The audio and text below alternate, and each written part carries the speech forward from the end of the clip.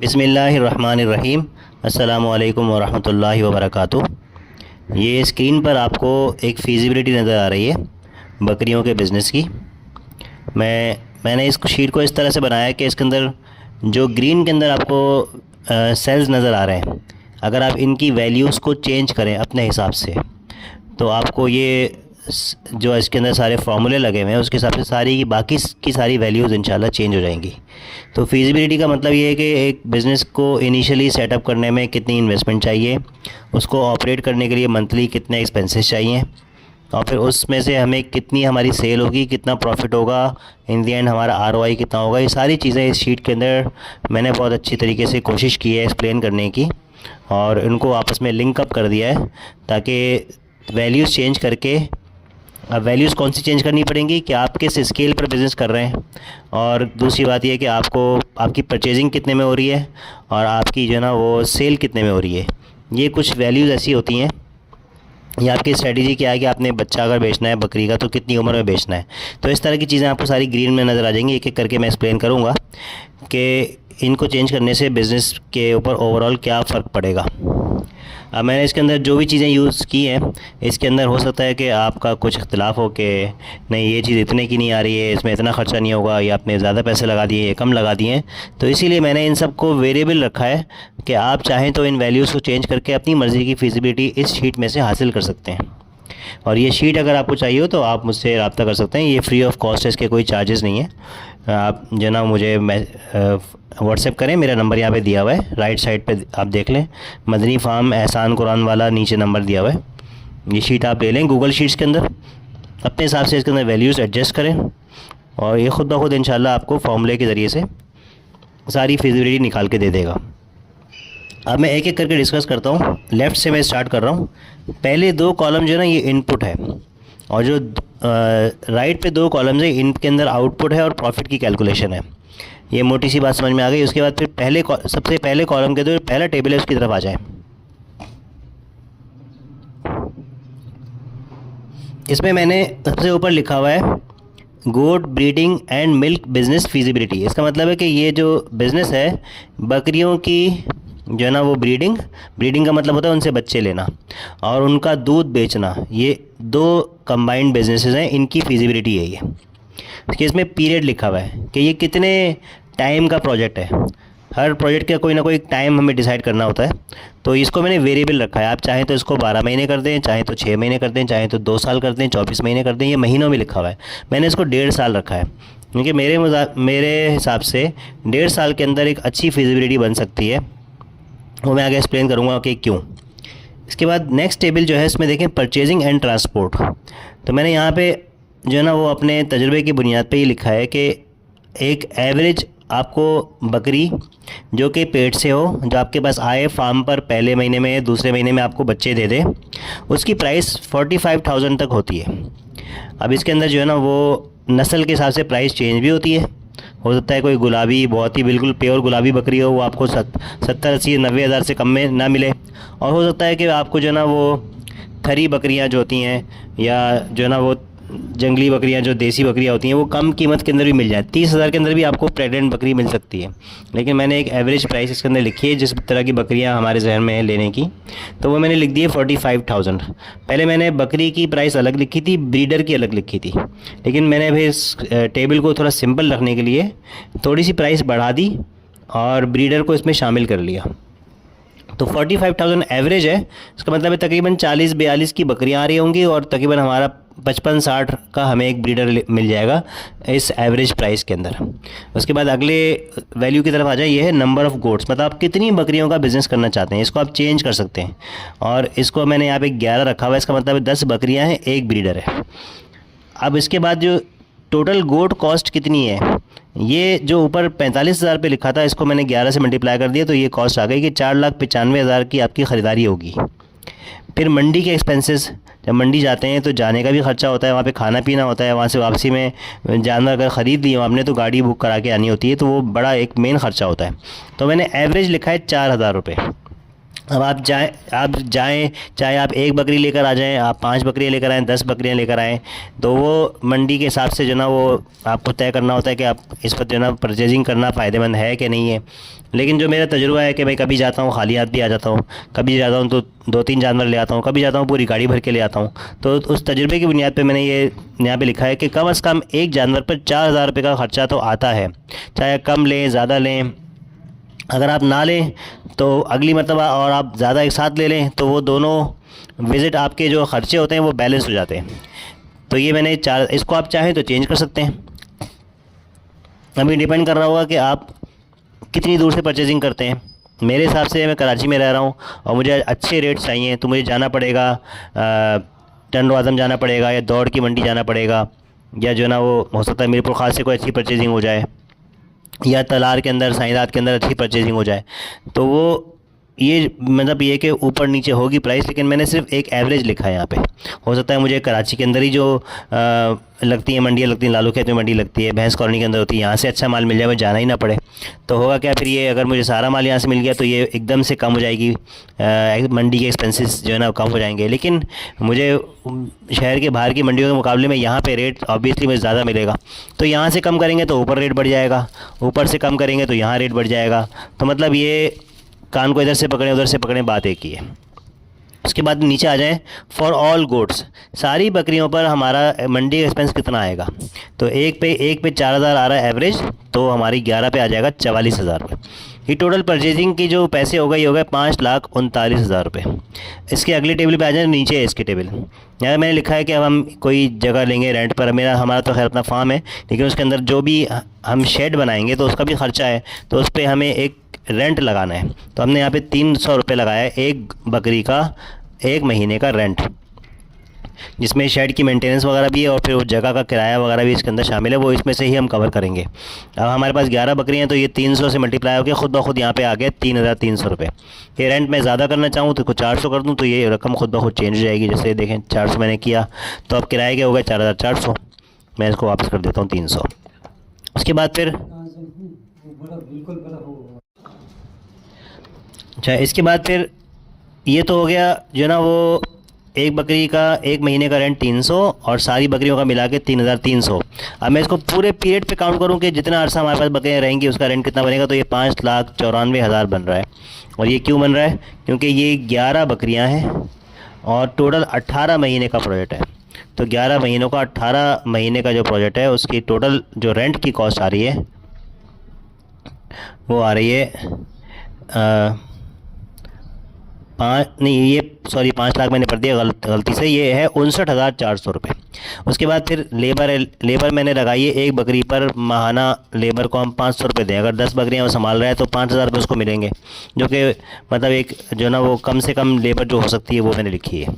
उसके बाद फिर अब 11 बकरियों की लेबर बन गई 5,500 रुपये, और पूरे 18 महीने के लिए अगर हम लेबर को पैसे देंगे इस प्रोजेक्ट के अंदर तो टोटल 99,000 रुपये हम लोग देंगे। उसके बाद फिर मैंने लिखा रेंट प्लस लेबर मंथली। ये असल में यहाँ से एक वर्ड जो ना वो हट गया, वो है बेबीज़, मतलब जो बच्चे आएंगे बकरियों के, उनका जो रेंट प्लस लेबर दोनों मिला के मैंने कर दिया 400 रुपये। देखें ऊपर बकरी का कितना आ रहा है, रेंट 300 लेबर 500, तो ये हो गया मिला के हो गया 800। मैंने इसको आधा कर दिया, तो बकरी के बच्चे का जो है वो उसका रेंट और लेबर दोनों मिला के 400 हो गया। और तकरीबन सारी जितने बच्चे हैं उन सब का मिला के जो ना 18,000 कैसे आया कि आगे जाके हमने एक टेबल में बताया कि हमारे पास तकरीबन 11 बकरियां जो ऊपर हमने डाली हुई हैं, इससे जो बच्चे हैं उनकी तादाद होगी हमारे पास तकरीबन, ये आप थर्ड कॉलम में अगर आप नहीं सेकंड कॉलम में देखें, रो नंबर ये मैं जो हाईलाइट कर रहा हूँ, मेरा माउस देखें कि मिनिमम हमको 30 बच्चे मिलेंगे, मैक्सिमम 60 बच्चे मिलेंगे, एवरेज हमारे पास 45 बच्चे होंगे। तो इन 45 बच्चों का रेंट और इन पे जो लेबर लगेगी वो सब 400 रुपये के हिसाब से मिला के 18,000 रुपये बनती है। लेकिन ये कम इसलिए बन रही है कि 6-6 महीने बाद हम बच्चों को सेल करते रहेंगे, तो हर बच्चे के पूरा 18 महीने की लेबर नहीं लगेगी। और ये सब चीज़ें इसके अंदर जो है ना इन बिल्ट है कि कितने बच्चे हैं टोटल। ये जो है ना वो 400 रेंट और लेबर जो है ना वो उसके 400 रुपये बन रहे हैं, और हमारे पास 45 बच्चे हैं, तो इनके ये 18,000 रुपये बनते हैं।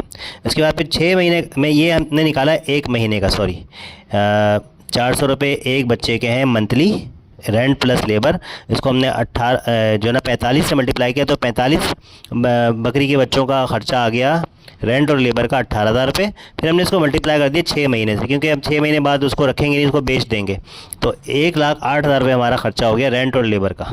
अब अगर हम इसको टोटल करें तो रेंट और लेबर बकरियों की, जो कि 11 बकरियां हमारे पास हैं, फिर जो 45 बच्चे हैं, इन सब का टोटल मिला के ये देखें, ये 59,000 ये वाले हो गए, 99,000 ये वाले हो गए, और तकरीबन 18,000 ये वाले हो गए, सॉरी 1,08,000 ये वाले हो गए। इन तीन को मिलाएं तो ये 2,66,000 रुपये की इनकम 66,000 की रकम बनती है, जो कि हमें किराए के मद में चाहिए होगी। इसके बाद फिर मैंने यहाँ पे लिखा है 3 महीने का सिर्फ बकरियों का ख़र्चा। ये मैंने क्यों लिखा है, जिसे आप नोट करें, पर्पल में इसमें 4 वैल्यूज़ हैं। ऊपर बकरियों की परचेजिंग पूरी की पूरी पर्पल में है। इसका मतलब ये तो हमें शुरू में सारी की सारी इन्वेस्टमेंट चाहिए होगी। जो किराया और लेबर है वो हमें सिर्फ 3 महीने का चाहिए, वो सिर्फ बकरियों के लिए चाहिए, क्योंकि हम जो है ना सपोज़ कर रहे हैं कि हमें एक महीने या 2 महीने के बाद बच्चे आना शुरू होंगे।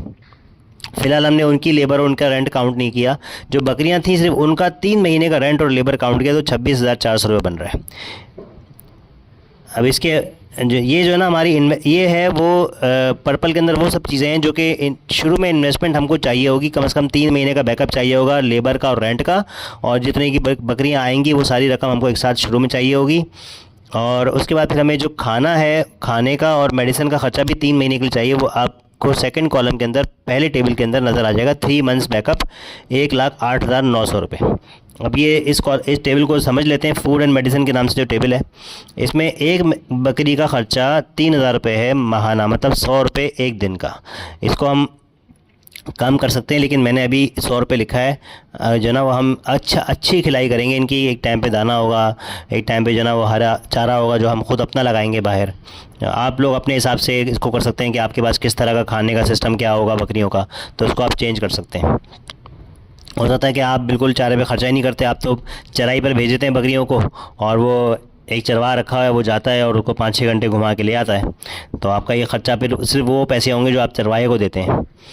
तो आपने लेकिन उसको डिवाइड करके मंथली एक बकरी का यहाँ पे लिख देना है। फ़र्ज़ करें आपका एक बकरी का जो ना वो 1,000 रुपये ख़र्चा आ रहा है, और मंथली चरवाहे से आपने बात की, और फ़र्ज़ करें आपने चरवाहे से 5 रुपये में बात की, आपने उसको 10 बकरियाँ दी हुई हैं, 5,000 रुपये आप उसको देते हैं। गाँव देहात में ये सिस्टम चलता है। तो बहरहाल आपने यहाँ पे उसको मंथली डालना है। उसके बाद फिर जो है ना सारी बकरियों का मंथली ख़र्चा जो है वो खाने का वो हो रहा है 33,000 रुपये। मतलब कि हमने 11 बकरियाँ लिखी हुई थी, इनको 3 से मल्टीप्लाई कर दें तो 33,000 रुपये बनता है। फिर टोटल पीरियड जो है 18 महीने का जो पीरियड है, इसके अंदर टोटल ख़र्चा कितना आएगा बकरियों पे, वो आएगा 5,94,000 रुपये, जो कि बड़ा अमाउंट है एक बहुत। फिर हमने लिखा है कि हमारा एक बकरी पर एवरेज मेडिसन का और डॉक्टर का ख़र्चा 1 महीने का 300 रुपये। अब हो सकता है कि एक बकरी को ऐसी हो पूरा साल कभी बीमारी ना हो, पूरा 1.5 साल का पीरियड जो है कभी ना उसको दवाई की ज़रूरत पड़े ना डॉक्टर की ज़रूरत पड़े। लेकिन कभी ऐसा हो सकता है कि एक बकरी हो तो उसकी मेडिकेशन, उसको रिकवर करने में कोई 4-5 हज़ार रुपये का ख़र्चा आ जाए, 2-3 डॉक्टर के विज़िट हो जाएँ, उसमें दवाइयाँ देनी पड़े, उसको वैक्सीनेशन तो खैर सबकी होगी।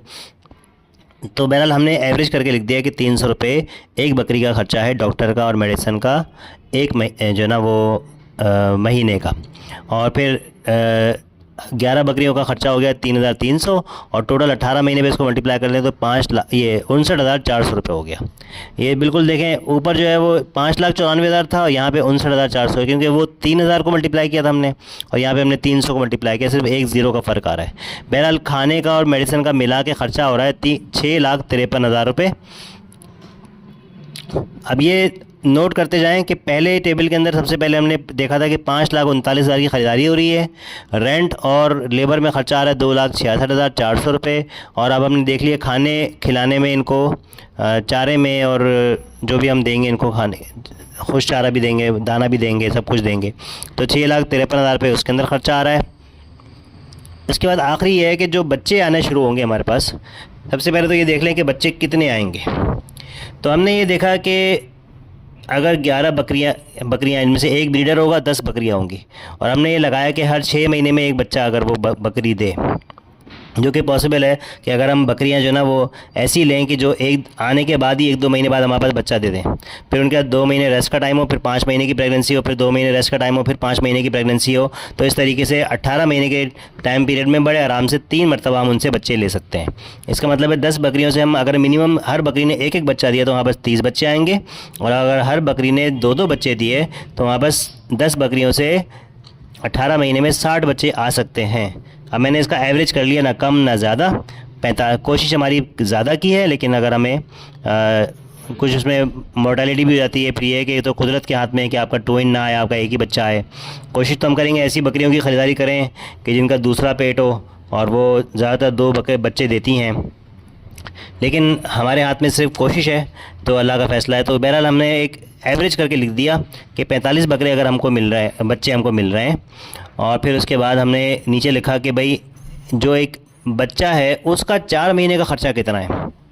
शुरू के 2 महीने तो सिर्फ वो दूध पर ही होगा, उसके बाद फिर जब वो हल्का फुल्का चारा खाना शुरू होगा तो 4 महीने तक हम उसको खिलाएंगे, और उसके बाद फिर उसको 6 महीने का करके उसको बेच देंगे।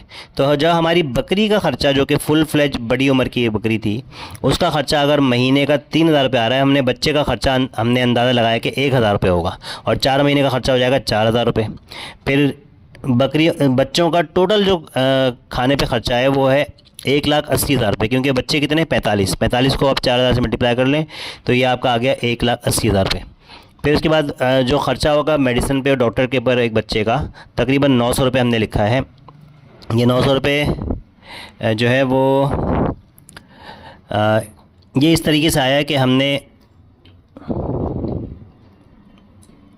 जो ऊपर बकरी का ख़र्चा है मेडिसिन का, उसको हमने पहले तो डिवाइड किया जो है ना वो 2 से, मतलब उसको आधा कर लिया। तो बकरी का ख़र्चा जो है ना ऊपर 300 रुपये लिखा हुआ है, इसको हमने आधा किया। छोटे बच्चे के लिए जो ख़र्चा होगा 150 रुपये हो गया, लेकिन वो 1 महीने का था। अब हमने इसको फिर मल्टीप्लाई कर दिया 6 से, तो 2 से डिवाइड करके 6 से मल्टीप्लाई किया तो ये 900 रुपये आ गया कि एक बकरी के बच्चे का टोटल पीरियड जो 6 महीने हमारे पास रहेगा उसका ख़र्चा हमारे पर डॉक्टर का और मेडिसिन का 900 रुपये आ जाएगा। और सारी बकरियों का जो बच्चे हैं 45 बच्चे हैं, उनसे मल्टीप्लाई कर लें तो 40,000 रुपये ख़र्चा आ गया। अभी टोटल जो है ना हमारा हो गया 2,20,000 रुपये बकरी के बच्चों का खाना और उनकी दवाई का ख़र्चा। अब इन चारों को जमा कर लें, 5,39,000, बल्कि सॉरी अभी आ जाए नीचे आप इन्वेस्टमेंट के ऊपर। यहाँ पे पहले तो लिखा हुआ है बैकअप मंथ्स, मतलब 3 महीने ऐसे हमने यहाँ रखे हैं कि जिसका हमको रेंट और लेबर के पैसे हमारी जेब में होने चाहिए। बाद में फिर हम जब दूध बेचेंगे तो उसमें से उसी में से जो ना ख़र्चे निकालेंगे, उसी में से प्रॉफिट रखेंगे, लेकिन शुरू में हमारे पास 3 महीने का बैकअप होना चाहिए। फिर टोटल इन्वेस्टमेंट कैसे आई? टोटल इन्वेस्टमेंट के अंदर ये जो 6,74,000 बन रहे हैं, इसके अंदर 5,39,000 तो आ गए बकरियों की ख़रीदारी, 26,400 रुपये आ गए 3 महीने का किराया और लेबर, 1,08,900 रुपये आ गए 3 महीने का बकरियों का खाना, ठीक है। और उसके बाद ये टोटल मिला अगर कर लें तो 6,74,000 रुपये बन जाते हैं। इसके बाद अब आ जाएं जो है ना दूध की सेल के ऊपर। तो हमने ये एज्यूम किया कि हम जब बकरी लेकर आए 1 से 2 महीने में उसने बच्चा दिया, और फिर हमने उससे दूध लिया तकरीबन 4 महीने, फिर दोबारा उसको जो है ना वो हमने लगवा दिया, दोबारा प्रेगनेंट हो गई। उसके बाद 2 महीने के रेस्ट के बाद उसको दोबारा प्रेगनेंट कर दिया, उसने जो है ना वो आखिरी के महीने में दूध रोक लिया। तो हमने ये एज्यूम किया कि हर 6 महीने के पीरियड के अंदर कम से कम 4 महीने हमें दूध मिलेगा। तो अभी इसको मैंने इसके अंदर कैसे जो ना वो बिल्ट इन किया है इस टेबल के अंदर। ये देखें प्रोडक्शन मंथ्स नज़र आ रहे हैं आपको, ये मैंने हाईलाइट कर दिया 12। तो ये असल में क्या है कि 18 महीने हमारे पास बकरियां रहीं, इसको मैंने 6 से डिवाइड किया तो ये आ गया 3, मतलब 3 जो है ना वो इसके अंदर वो हैं हाफ़ ईयर टर्म्स है हमारे पास। तो हर 6 महीने के पीरियड के अंदर कम से कम 4 महीने हमारे पास दूध आएगा। तो मैंने इसको 600 फिर उसको जो है ना 4 से मल्टीप्लाई कर दिया, 3 टर्म्स को 4 से मल्टीप्लाई कर दिया, तो ये 12 जो है ना इसके अंदर ऑटोमेटिकली आ गया फार्मूले से। ऊपर से देख लें टेबल को कि हमने ये जिसके अंदर लिखा है कि एवरेज डेली मिल्क, एक बकरी बच्चे को पिलाने के बाद कम से कम आधा किलो दूध 2 टाइम में हमें दे दिया करेगी, दोनों टाइम का मिलाकर। ये मैंने कम से कम लिखा है कि आधा किलो दूध हमको एक बकरी से अगर मिल रहा है, और हमारी सारी बकरियों का दूध मिला के 5,000 मिलीलीटर हो रहा है, मतलब 5 लीटर हो रहा है, क्योंकि अभी यहाँ पे 10 बकरियाँ हैं। फिर उसके बाद मंथली इसका कितना हो गया, 150 लीटर हो गया कि एक जो है ना वो दिन के अंदर हमें 10 बकरियों से 5 लीटर दूध मिल रहा है, तो 10 दिन में हमको 10 बकरियों से मिल जाएगा तकरीबन 150 लीटर। फिर मैंने इसका हिसाब रखा कि कुछ जगह पे बकरी का दूध मैंने देखा है 500 रुपये लीटर बिक रहा है, कुछ जगह 600 रुपये लीटर बिक रहा है, तो मैंने एवरेज 500-550 रुपये लिख दिया। फिर हम ये देख लेंगे कि हम कितने का बेच सकते हैं। इसके अंदर फिर मैंने 100 रुपये रखे हैं ट्रांसपोर्ट के और पैकिंग के, क्योंकि फार्म दूर है, रोज़ाना वहाँ से दूध लेकर आना, उसके ऊपर फ्यूल भी लगेगा। तो इसको दूध की कीमत में से ही माइनस कर दिया 100 रुपये, तो ये आ गया हमारे पास 450 रुपये। सेल माइनस एक्सपेंस लिखा हुआ है कि 550 रुपये का बिक रहा है, लेकिन उसमें 100 रुपये तो हमारा ट्रांसपोर्ट और पैकिंग पे ख़र्चा आ गया। और जो है ना, ये सिर्फ फार्म से स्टोर पर लाने की बात हो रही है। स्टोर से आगे जो डिलीवरी होगी वो पैसे हमने इसके अंदर कैलकुलेट नहीं किए, क्योंकि वो हम डायरेक्ट जो है ना अपने कस्टमर से ही ले रहे होंगे। तो 450 रुपये के हिसाब से अगर हमें 1 लीटर पर पैसे बच रहे हैं, तो इसको फिर मैं मल्टीप्लाई कर लेता हूँ पूरे महीने से। तो ये जो है ना, जो यहाँ पे 67,500 रुपीज़ जो आ रहा है ना, ये पूरे महीने का आ रहा है 10 बकरियों का, कि हमें ये 450 रुपये के हिसाब से जो हमने सेल किया है, तो हमें पूरे महीने के अंदर हमारा 67,500 रुपये का दूध बिकेगा 10 बकरियों का। और फिर इसको पूरे पूरे 12 महीने में मल्टीप्लाई कर लें, तो वहाँ पर 8,10,000 रुपये का हमारा दूध बिकेगा। ये हमारी मेन सोर्स ऑफ इनकम है। तो मतलब इसके ऊपर सबसे ज़्यादा मेहनत जो है ना रिक्वायर्ड है, बल्कि ये सेकंड मेन सोर्स है। पहली सोर्स तो खैर बच्चे हैं, उनकी जो सेल होगी ना, वो उसका अमाउंट ज़्यादा बड़ा है। नीचे आ जाएँ, जो बकरी के बच्चों की सेल हो रही है, इसको मैंने यहाँ पे लिखा है 6। इसको आप चाहें तो बढ़ा के 12 कर सकते हैं कि भाई हम तो पूरा एक साल करके बेचेंगे, तो बाकी सारी वैल्यूज़ इसके हिसाब से टेबल के अंदर खुद ही एडजस्ट हो जाएंगी। तो हमने इसको 6 कर दिया है। इसके बाद हमने क्योंकि 12 करने का मकसद ये है, फिर उसके लिए शेड भी नया चाहिए, और फिर उसकी जो ना वो खिलाने पिलाने की कैलकुलेशन बिल्कुल अलग है। तो कोशिश ये है कि हमारा जो ना वो रोटेशन मॉडल हो, आते जाएं बच्चे निकालते जाएं, आते जाएं निकालते जाएं, और जो है वो दूध से भी पैसे हमको मिलते जाएं, और ये बच्चों की सेल से भी हमको पैसे मिलते जाएं। फिर ये डे 1 प्राइस, अब पहले दिन जब बच्चा पैदा हुआ तो उसकी कीमत हमने रखी है 4,500 रुपये। वो क्यों? ऊपर देखें, सबसे ऊपर लेफ़्ट पे टेबल में हमने एक बकरी की कीमत रखी थी 45,000 रुपये। तो मैंने इसका जो ना वो 10% ले लिया। मैंने कहा अगर बकरी की कीमत 1 साल में या 1 साल की जब हम उसको ले रहे हैं 45,000 रुपये, तो इसका 10% कम से कम एक दिन के बच्चे की कीमत होनी चाहिए। फिर मैंने इसको जो ना, जो उसकी टोटल कीमत थी 45,000 रुपये, इसका मैंने 90% निकाला। तो ये जो नीचे आपको 3,375 एक अजीब सा अमाउंट मिल रहा है ना, ये असल में जो कीमत है 45,000, उसका 90% पहले निकाला, जो कि तकरीबन 40,500 रुपये बनता है। और उसको फिर मैंने उसको डिवाइड कर दिया 12 से। तो ये हमारे पास जो ना वो मंथली एडिशन आ गया इसके अंदर, कीमत के अंदर, कि हम अगर 6 महीने का बच्चा लें तो उसके अंदर हमको मंथली उसकी कीमत के अंदर कितना इजाफ़ा करना होगा। क्योंकि मैंने यहाँ पे जो महीने हैं, जितने महीने का बच्चा हम सेल कर रहे हैं, उसको मैंने वेरिएबल रखा है। तो इसको मैंने जो इसकी कीमत का तायुन है, उसको भी मैंने इसके हिसाब से रखा है। तो इसको मैं, अगर आप ये देखें, अगर जो है हम एवरेज सेल प्राइस जो हमारे पास एक बच्चे की आ रही है, वो आ रही है 24,750 रुपये। लेकिन इसी को अगर मैं 12 महीने कर दूं, तो ये 24,000 की जगह 45,000 का बच्चा हो गया। सही है। तो ये वही अमाउंट बन गया जितने का हमने बकरी ख़रीदी थी।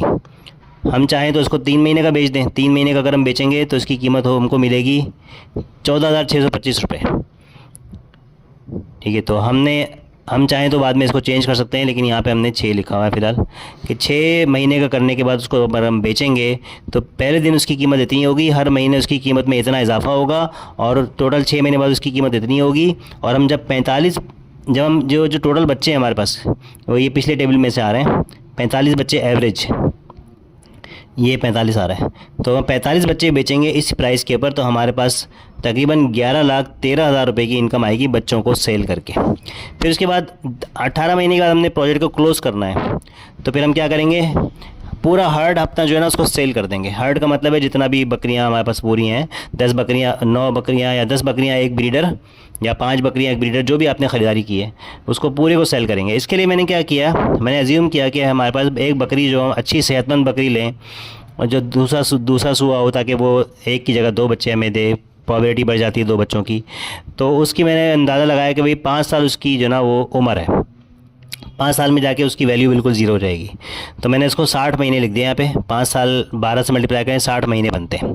फिर मैंने यहाँ पे ये किया कि 45,000 जो उसकी कीमत थी उसमें से जो है ना 18 महीनों जब हर महीने उसकी कीमत में इतनी कमी आ रही है कि वो 5 साल बाद उसकी कीमत ज़ीरो हो रही है, तो 18 महीने की कीमत माइनस कर दी। तो इसका मतलब है कि कम से कम 31,500 की तो वो बकरी इंशाल्लाह बिक जाएगी। या तो जो ना वो गोश्त के अंदर अगर उसको कट्टू में बेच देंगे गोश्त उसका, तो हो सकता है कि फिर ये वो मैंने खैर इल्ज़ाम नहीं लगाया कि गोश्त में कितने की बिकेगी, लेकिन मैंने ये लगाया कि अगर 60 महीने में उसकी जो वो 18 महीने में अगर उसकी वैल्यू इतनी कम हो रही है कि इतनी ही अगर कम करते रहें हर महीने, तो 5 साल बाद उसकी वैल्यू बिल्कुल ज़ीरो हो जाए, तो उसकी कीमत 45,000 से कम करके हमारी 31,500 रुपये बचेगी। ठीक है। तो जो दूध देने वाली और बच्चे देने वाली बकरी होती है वो इतने की तो बिक जाती है आराम से। अब हमने इसको मल्टीप्लाई कर दिया 11 से, जो हमारी टोटल बकरियां हैं, तो ये हमारे पास 3,46,000 का अमाउंट आ गया। अब अगले उस पर आ जाएं। अगले कॉलम्स के अंदर ये सारी समरी है कि हमने दूध बेचा 8,10,000 रुपये का, बकरी के बच्चे बेचे 11,13,000 रुपये के, और जो बकरियां बच गई थी उनको 18 महीने यानी 1.5 साल के बाद हमने उनको बेचा 3,46,000 रुपये का। टोटल हमारी जो सेल में से हमको पैसे मिले वो मिले 22,70,000 रुपये। उसके बाद फिर हम देखें हमको डालना कितना पड़ा। डालना जो हमें पड़ा वो पहले तो हमने ख़रीदारी की थी 5,39,000 की ख़रीदारी की थी। शेड और लेबर पर 18 महीने में हमने ख़र्चा जो किया वो 2,76,000 रुपये किया। फिर जो खाना पीना था और जो दवाई थी उसके बाद 6,53,000 रुपये ख़र्चा किया था, और जो बकरी के बच्चों का खाना पीना और उनकी दवाई थी उसके पर 2,20,000 रुपये ख़र्चा किया था। टोटल 45 बच्चों का 6 महीने के हिसाब से। तो अब अगर हम इसको देखें तो ये टोटल हमारा जो बन रहा है 16,79,000 रुपये बन रहा है।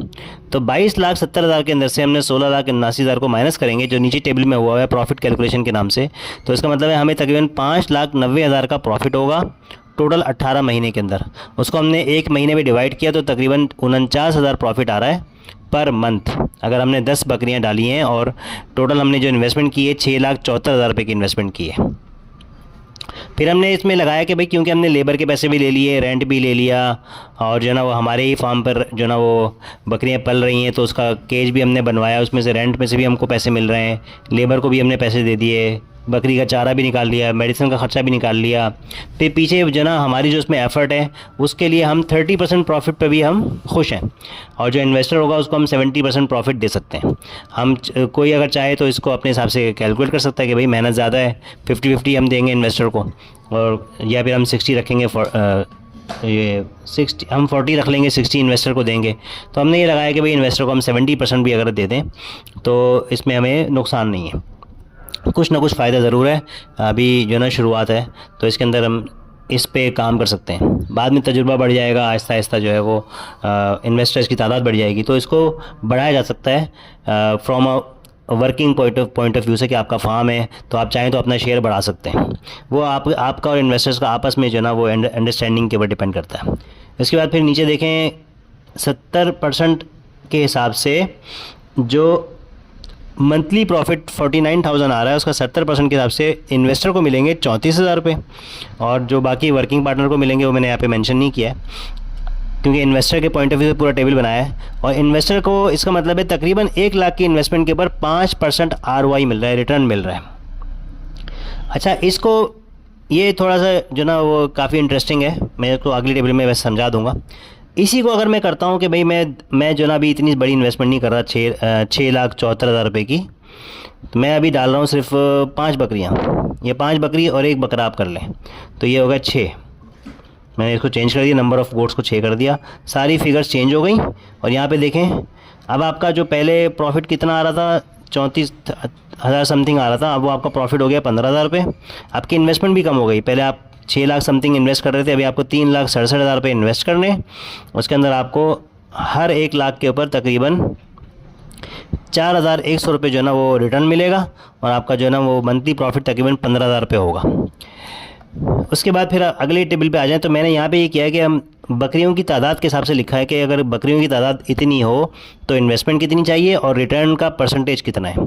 तो इसको अगर आप गौर करें तो शुरू में जितनी बकरियों की तादाद कम है उतना ROI कम है। 1 लाख पे सिर्फ जो ना वो 1400 रुपये मिल रहे हैं। और अगर बकरियां 2 हैं, एक ब्रीडर है, इसमें जितनी भी तादाद लिखी है ना, इसमें एक ब्रीडर काउंट कर मैंने किया हुआ है साथ में। और बकरियों की तादाद अगर 4 है, इसका मतलब है 3 बकरियां एक ब्रीडर, तो आपका 1 लाख पे आपको 2900 मिल रहा है। 5 हो गई तो 1 लाख पे आपको 3400 मिल रहा है। और अगर 6 हो गई तो आपको 1 लाख पे 4100 मिल रहा है। और 7 हो गई तो 1 लाख पे 4300 मिल रहा है। और अगर 8 हो गई, जो कि बड़ा आइडियल एक अमाउंट है, 7 बकरियां एक ब्रीडर, तो आपको 4,90,000 रुपये खर्च करना पड़ रहा है और आपको तकरीबन 4,700 रुपये मंथली मिल रहे हैं।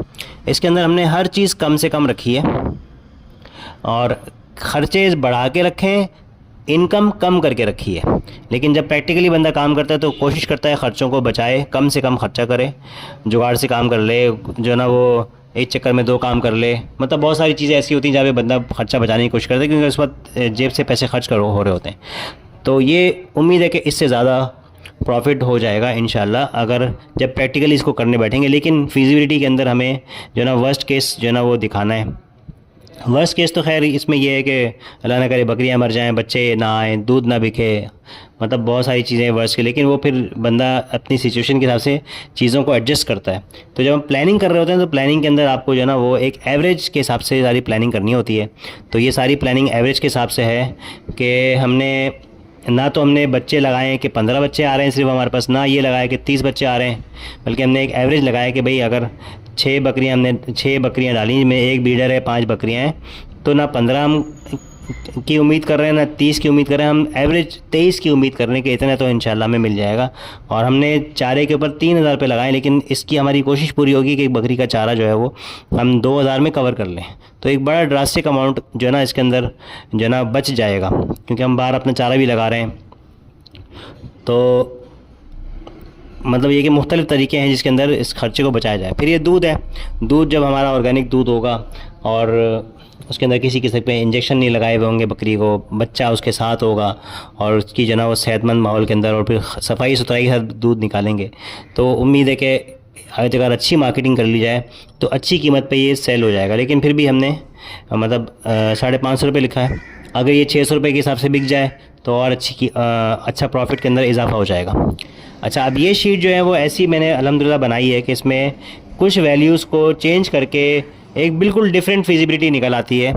स्केल वाइज भी आपने कहा कि नहीं भाई मैं तो जाके उमरकोट से लेकर आऊँगा 20-20 हज़ार की बकरियाँ, तो आप डाल दें उसको। लेकिन फिर आप उसके हिसाब से बकरी उसकी जो ना वो अच्छा उसके हिसाब से बच्चों की सेल की प्राइस खुद ब खुद चेंज हो जाएगी। टेबल ऐसा बना हुआ है। लेकिन आपका उसमें वहाँ जाके किराया थोड़ा ज़्यादा लगेगा, किराए में आपको फिर थोड़ा एडिशन करना पड़ेगा। और आप कह रहे हैं कि नहीं मैं तो जो है ना वो एक किराया बहुत ज़्यादा इसके अंदर खर्च हो रहा है, मैं तो ये करीब की मंडियों से जब भी मुझे कोई अच्छा सौदा लगेगा लालू के जाऊंगा, मगरिब की नमाज़ के बाद, मगरिब की नमाज़ के आसपास अच्छे सौदे बन जाते हैं पछाड़ी के, तो वहाँ से बकरियाँ ख़रीद के जमा करता रहूँगा। तो ठीक है, आपका जो है ना थोड़ी सी बकरी यहाँ पे आपको महंगी मिलेगी, लेकिन ट्रांसपोर्ट का ख़र्चा बिल्कुल ख़त्म हो जाएगा। आपने जो है ना चारे के अंदर बचा लिया। मतलब हर किसी की फार्मिंग की अलग प्रैक्टिसेस हैं, उसके अलग जो है ना सर्कमस्टेंसेस हैं, उसके हिसाब से ये टेबल जो है ना वो आपको फिजिबिलिटी बनाने में हेल्प करेगा। लेकिन ये सब बनाने के बाद मुझे ख़ुद एहसास हुआ कि मुझे अंदाज़ा नहीं था कि बकरियों की तादाद का कितना फ़र्क पड़ेगा आपके ROI के ऊपर। तो हमने ये देखना है कि बिल्कुल कम बकरियों में तो बहुत कम ROI है, लेकिन जब एक हद तक बकरियां हमारी हो जाती हैं उसके बाद हम उनको बढ़ाते भी अगर है ना तो ROI बहुत ज़्यादा फ़र्क नहीं पड़ता। मतलब 4.7 तो मैंने देखा था ना कि 8 बकरियों का ROI जो है ना वो 4.7 आ रहा है। लेकिन उसके बाद अगर हम एक और बढ़ा दी तो इन्वेस्टमेंट का अमाउंट तो 60,000 रुपये बढ़ गया, लेकिन जो ROI था वो इतना ज़्यादा नहीं बढ़ा, वो 4.8 ही था। और इसको खैर पूरे 18 महीने पे मल्टीप्लाई करेंगे तो ये काफ़ी बड़ा अमाउंट बनता है। लेकिन वैसे अगर हम देखें तो मतलब ये कि 8 बकरियों का एक बड़ा आइडियल केस है। इसके बाद जो ROI के बढ़ने की स्पीड है ना वो काफ़ी कम हो जाती है। तो एक बिग पिक्चर आपको जो ना इस पूरे चार्ट के अंदर नज़र आ गई। इंशाल्लाह मेरी कोशिश है कि मैं इस तरीके से डिफरेंट लाइव स्टॉक प्रोजेक्ट्स की फिजिबिलिटी बना लूँगा। अभी बकरियों का बनाया है, इसके बाद इंशाल्लाह मुर्गियों का बनाना है, रैबिट्स का बनाना है, और बत्तखों का बनाना है, बटेर का बनाना है, फिर भेड़ का, दुम्बों का भी, और फिर कैटल का भी बनाएंगे इंशाल्लाह, गाय और बछड़ों का। और इसको आप जो ना वो अंडरस्टैंड भी करने की कोशिश करें, इसको अपने हिसाब से एडजस्ट करें। ये शीट मुझसे ले लें और मुझसे डिस्कस भी कर लें फ़ोन पर। जो भी अगर आप काम करना चाह रहे हैं तो कोशिश करें इस तरीके से जो है ना वो एक प्लान करके चीज़ों को करें, वरना आप काम शुरू कर देंगे बाद में आपका ऐसा होगा कि ये तो सारे जो है ना वो खर्चे इतने हो गए, सब कुछ भी बच ही नहीं रहा। तो इसीलिए प्लानिंग ये जो ना बहुत इंपॉर्टेंट है। बहुत शुक्रिया, जज़ाकल्लाह। वीडियो को शेयर भी कीजिएगा, सब्सक्राइब भी कर लीजिएगा हमारे चैनल को। और इस तरह की जो है ना वो बिज़नेस की फ़ीज़िबिलिटीज़ हम लोग शेयर करते रहते हैं। हमारे मल्टीपल चैनल्स हैं। एक तो मुआविन बिज़नेस फोरम है कि जहाँ पे बिज़नेस के मीटअप्स हमारे पास होते हैं। दूसरा हमारे फार्म का प्रोजेक्ट है जो कि एक तरीके के एक मॉडल फार्म है कि जैसे हमारा मकसद ये है कि हम यहाँ पे ना सिर्फ ये कि ख़ुद बिज़नेस करें, इन्वेस्टर्स को भी एक अपॉर्चुनिटी मिले, और जो लोग साथ काम करके सीखना चाहते हैं तो वो भी आके फार्म पर हमारे साथ जो है ना वो इस काम को सीखें। और फिर उसके बाद भले अपना अलग से सेटअप डाल रहे हैं या चाहें तो हमारे साथ ही कंटिन्यू करें। बहुत शुक्रिया। वो हमारा जो चैनल है मदनी फार्म के नाम से भी चैनल है, मदनी बाज़ार के नाम से भी चैनल है, जो हमारा मार्ट है, मवेशी मार्केट के नाम से चैनल है जिसके अंदर मंडियों को कवर करते हैं हम। और इसके अलावा जो है ना वो मेरा अपना एक जो है ना वीकली फ़िश क्लब के नाम से भी चैनल है, जहाँ मेरा सी फूड का बिज़नेस है, उसके हवाले से मैं अपडेट्स शेयर करता रहता हूँ। और एजुकेशन की फ़ील्ड के अंदर भी जो है ना वो कुछ ना कुछ थोड़ा बहुत काम है, तो वो जो चैनल है मुआविन स्कूल्स के नाम से है। और फिर कुछ मेरे वेलफेयर के काम भी हैं जो कि मेरे अपने पर्सनल चैनल के ऊपर मैं अपलोड करता हूँ, एहसान कुरान वाला के नाम से जो है ना वो चैनल है यूट्यूब पर। बहुत शुक्रिया आपका ये सुनने का, जज़ाकल्लाह खैर। इसमें कोई गलती नज़र आए तो आप ज़रूर बताएं, हम इसको इंशाल्लाह नेक्स्ट टाइम के लिए सही कर लेंगे। और जो भी आपका फ़ीडबैक है उससे ज़रूर हमें आगाह करें। जज़ाकल्लाह खैर। अस्सलाम वालेकुम वरहमतुल्लाह।